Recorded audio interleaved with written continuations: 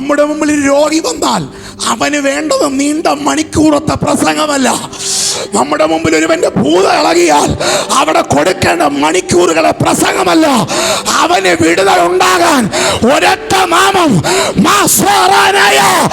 യേശു. നമ്മൾ രോഗത്തെ ശാസിക്കുമ്പം പറയുന്നത് യേശുവിന്റെ നാമത്തിൽ. ഭൂതം ഇളകുമ്പം ഭൂതത്തെ ശാസിക്കുന്നത് ഏത് നാമത്തിൽ? നമ്മൾ പ്രാർത്ഥിക്കുമ്പം, പ്രാർത്ഥന അവസാനിപ്പിക്കുമ്പം ആരുടെ നാമത്തിൽ? എന്താ അതിന്റെ കാരണം? ഈ നാമത്തിലെ കെട്ടുപൊട്ടു, ഈ നാമത്തിലെ വിടുതലുള്ളൂ, ഈ നാമത്തിലെ ഇരുട്ട് മാറൂ, ഈ നാമത്തിലെ ശാപം അഴിയൂ, ഈ നാമത്തിലെ വിടുതലുള്ളൂ, ഈ നാമത്തിലെ നന്മയുള്ളൂ, ഈ നാമത്തിലെ അനുഗ്രഹമുള്ളൂ, ഈ നാമത്തിലെ സകലവുമുള്ളൂ.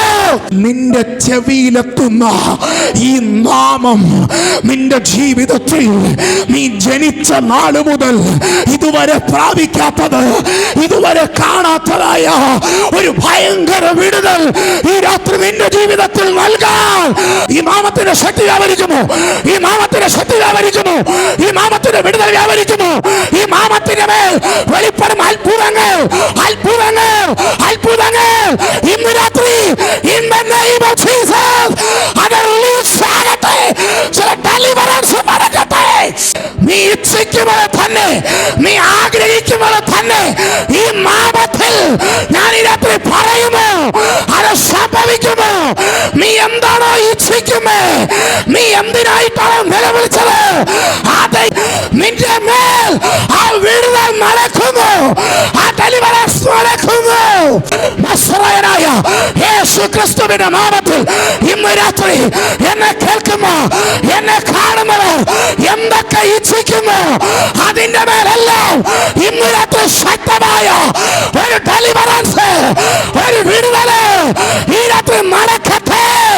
ഇവർ പ്രാർത്ഥിക്കുന്ന വിഷയത്തിൽ, ഇവർ ആഗ്രഹിക്കുന്ന വിഷയങ്ങളിൽ ഇന്ന് രാത്രി, ഇവർ നിലവിളിക്കുന്ന വിഷയങ്ങളിൽ, ഇവർ മുട്ടുമടക്കുന്ന വിഷയങ്ങളിൽ ഇന്ന് രാത്രി വിടുതലുണ്ടായി. ഈ രാത്രി ദൈവം നിന്നോട് പറയുന്നു, നീ എഴുന്നേൽക്ക്. ഈ രാത്രി ആരുടെയൊക്കെയോ കർത്താവ് പറയുന്നു, ഈ നാമത്തിൽ ഈ രാത്രി ഞാൻ വിളിച്ചു പറയുന്നു, നീ ഇതുവരെ കാണാത്തത് നിന്റെ കണ്ണുകൊണ്ട് ഈ നാളുകളിൽ കാണാൻ പോകുന്നു.